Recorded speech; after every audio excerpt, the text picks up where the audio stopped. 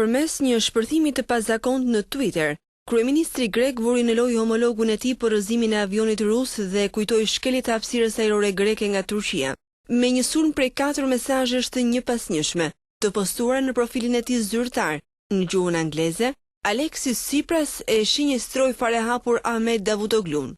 Fat i madh që pilotët tanë nuk janë aq të shpejtë sa ata tuajet kundër rusëve, ishte komenti i tij i parë.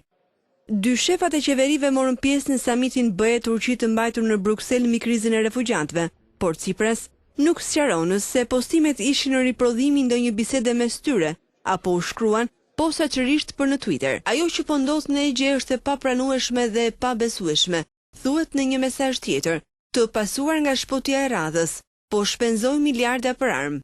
Ju shkelni hapësirën tonë ajrore, ne ju diktojmë. Kemi sistemet më moderne ajrore, ama kur vjen puna në terren, nuk kapim dot trafikantët që mbysin njerëz të pafajshëm, vazhdon Tsipras, duke lënë të kuptohet se fokusi kryesor duhet jenë refugjatët dhe jo armët.